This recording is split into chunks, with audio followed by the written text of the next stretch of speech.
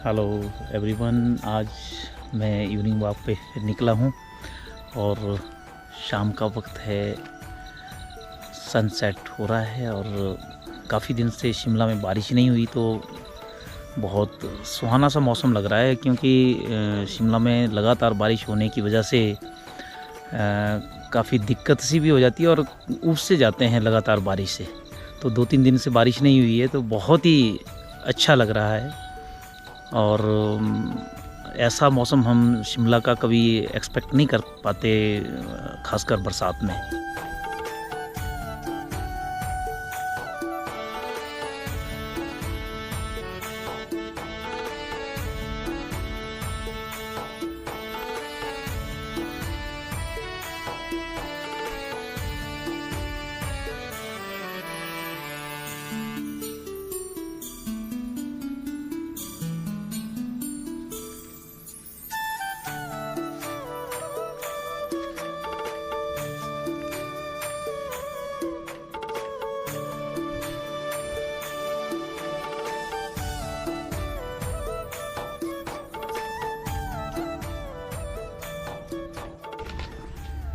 बरसात में अक्सर ये बेलें आपको बहुत नज़र आती हैं और इन बेलों को देखकर ये लगता है कि जैसे सारी हरियाली इन्हीं में सिमटी है और इनके बीच में कुछ बेरीज भी लगी है। अब ये मालूम नहीं कि इसका नाम क्या होगा। बहुत ही सुंदर सी ये रेड बेरी है कुछ, ये देखिए मैं बताऊँगा, ये वाला कुछ है। क्योंकि इस वन संपदा में क्या क्या छिपा है ये हमें मालूम नहीं है, लेकिन हर एक का अपना अपना महत्व है। और ये जंगली गुलाब है और ये अप्रैल के महीने में बिल्कुल वाइटिश और बड़ा सुगंधित सा होता है। इसको हमारी अपनी भाषा में कुज्जी कहते हैं, शायद आप भी कुछ कहते होंगे, कमेंट बॉक्स में ज़रूर लिखें। बहुत दिनों से सोच रहा था कि अगला ब्लॉग कब शूट कर पाऊँगा, तो कुछ व्यस्तता ऐसी रही कि मैं ये जो इस ब्लॉग को काफ़ी दिनों बाद रिलीज़ कर रहा हूँ और हफ्तों का गैप हो जाता है और शायद चैनल के लिए ये अच्छा नहीं है। लेकिन आप लोगों का प्यार है तो कोशिश करूँगा कि रेगुलर आपके लिए मैं ब्लॉग लाता रहूँ और आप लोग इसी तरह से ये प्यार बनाते रहें।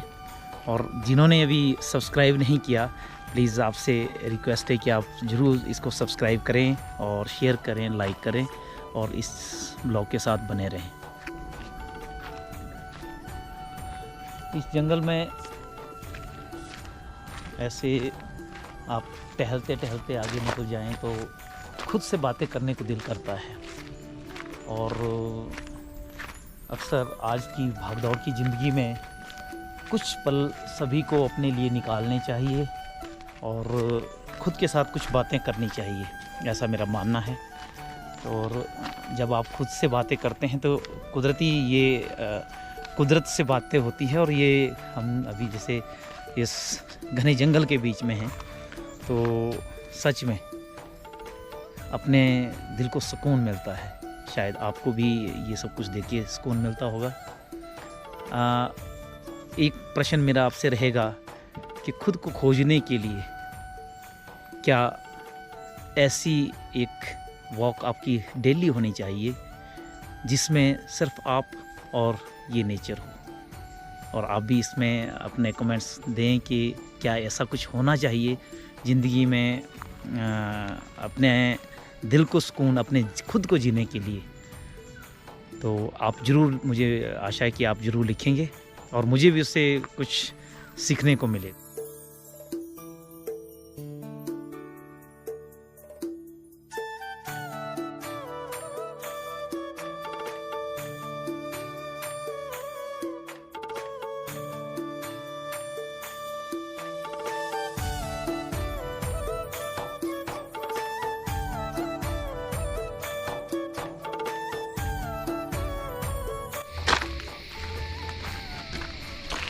आजकल बरसात में ये सड़कें जो ढलानदार सड़कें हैं वो ख़राब हो ही जाती है, जो कच्ची भी है, क्योंकि पानी पहाड़ों में अक्सर ऊपर से इकट्ठा होके आता है और सड़क से कहीं मतलब ऐसे वैसे निकल जाता है और वहाँ पे बुरी तरह से कटान होता है।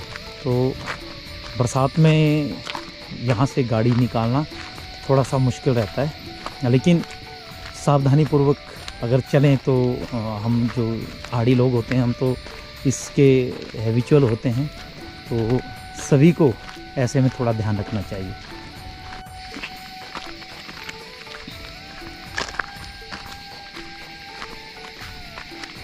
ये सड़क एक्चुअल में जो ढांडा है, लोअर ढांडा है, जिसको ग्रीन वैली के नाम से भी जानते हैं, ग्रीन वैली को हीरानगर से जोड़ती है। और यहाँ से हीरानगर लगभग 3-3.5 किलोमीटर है।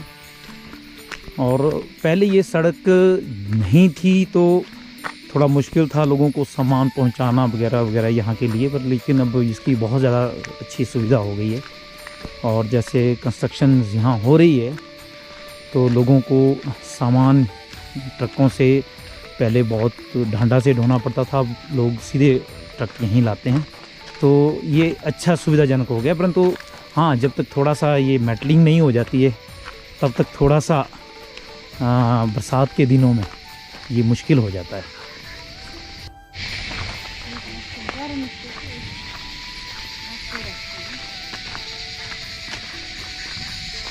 ये है गिरव गांव सामने, ये ढांडा गिरव एक इकट्ठा सा गांव है और यहाँ के लोग भी बहुत मेहनती और मिलनसार है। यहाँ अब तो हमें भी अपना गांव सा लगता है, जब हम नए आए थे तो थोड़ा मुश्किल होता है, लेकिन इनका प्यार, इनका मेल जो ने हमें हमेशा अपनापन दिया। ये ब्लॉग मेरा एक्चुअल में मेरे गोप्रो का टेस्ट चेक भी है, क्योंकि फ़र्स्ट टाइम अपने गोप्रो से शूट कर रहा हूँ, तो शायद पिछली वीडियो में शेक रहता था या क्वालिटी में फ़र्क था, तो अब इस चीज़ को ध्यान में रखते हुए गोप्रो से शूट करना सीख रहा हूँ, तो आहिस्ता आहिस्ता शायद इसमें परफेक्शन आ जाए और आपको अच्छी वीडियो ला सकूँ। हाँ, आए थे हम सड़क से, अब जा रहे हैं पगडंडी से। तो पहाड़ों में कुछ ऐसे रोड बनते हैं जो हम आए, और ये पगडंडियाँ हैं। पगडंडी को एक्चुअल में क्या बोलते हैं, पैदल चलने वाला मार्ग। तो पंचायत ने सभी जगह हिमाचल में तो ऐसा है कि जो छोटे छोटे रास्ते भी थे वो भी डेवलप किए हैं, और इसमें भी देखो पत्थर बिछाए हैं। पहले ये फिसलन भरा रास्ता होता था, तो अब अच्छा लग रहा है, पैर फिसलने का डर नहीं रहता, पत्थर बिछाए हुए हैं। तो सभी जगह ये डेवलपमेंट आपको हिमाचल में तो एटलीस्ट दिखेगी, पर दूसरे राज्यों में भी शायद गांव में इसी तरह का कार्य हो रहा है पंचायत के माध्यम से। ये है जी जो चील के पेड़ हैं या जो ये कायल के पेड़ हैं, इनसे घिरा हुआ, इसको हम अपनी भाषा में कैंथी बोलते हैं या कौन भी कहते हैं इसको आप। तो इसको आप कलर करके अच्छा एक शो पीस बनता है ये, और जो लोग चूल्हा इत्यादि जलाते हैं, हमाम भी जलाते हैं, उनके लिए अच्छा एक ज्वलनशील फायरवुड की जगह ये काम करता है और जल्दी से आग पकड़ता है। ये इसको गांव में लोग इकट्ठा करते हैं, और सर्दियों के दिनों में या जब भी आग आदि जलानी हो या कुछ इस तरह का काम करना हो तो ये बहुत काम देता है।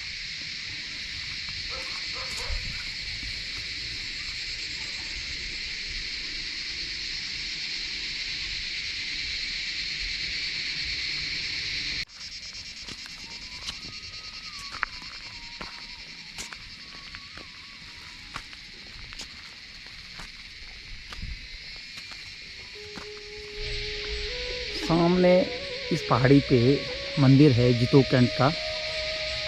तो यहाँ पे ये भी एक बहुत सुंदर स्थान है, और आप कभी इस मंदिर में जाएं तो एक अलग से अनुभूति होती है कि एक तो ये बहुत ही हाइट में है, और दूसरे यहाँ से जो आगे की लोकेशन है, वैली व्यू है जो टुवर्ड्स एयरपोर्ट की तरफ, ये बहुत ही सुंदर है। और आप कभी आएँ जितो कैंट की तरफ आएँ, टूटू आए, ढहना आए, तो आप इस तरफ ज़रूर जाएं और इस मंदिर को ज़रूर विज़िट करें। बिल्कुल इसकी लोकेशन उस पहाड़ी पे है। और आप यहाँ से जब शिमला से आते हो तो जितोग के लिए बहुत सारी बसेस मिलती है, और बसेस से आप जितोग कैंट में ग्राउंड में उतरने के बाद आप पैदल मार्च चलेंगे। हार्डली 500 मीटर 500 या 600 मीटर की ऊंचाई पे वो चलने के बाद ये आएगा बिल्कुल टॉप में माता का मंदिर। जय माता दी।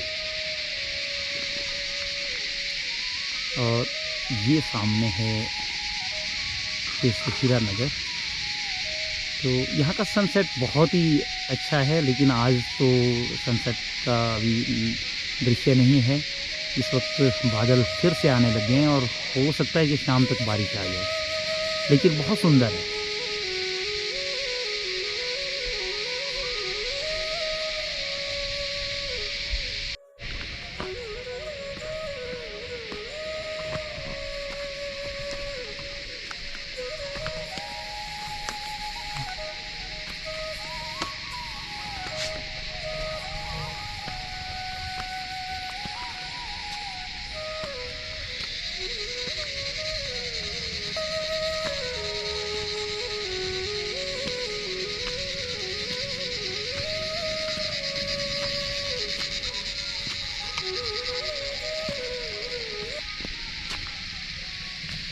शाम ढलते ही जंगल में ये पतंगे बोलने लगते हैं, जैसे मिलके गीत गा रहे हो।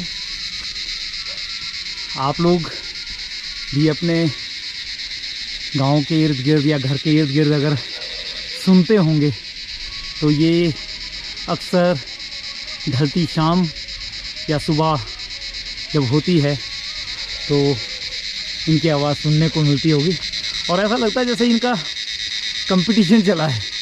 ये आपस में खूब गुनगुनाते हैं, आप सुन पा रहे होंगे।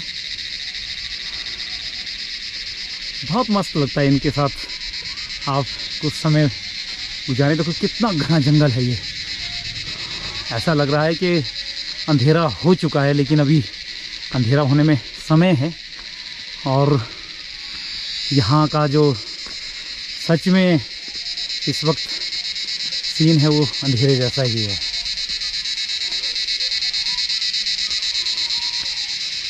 आप नज़दीक से इसको सुने।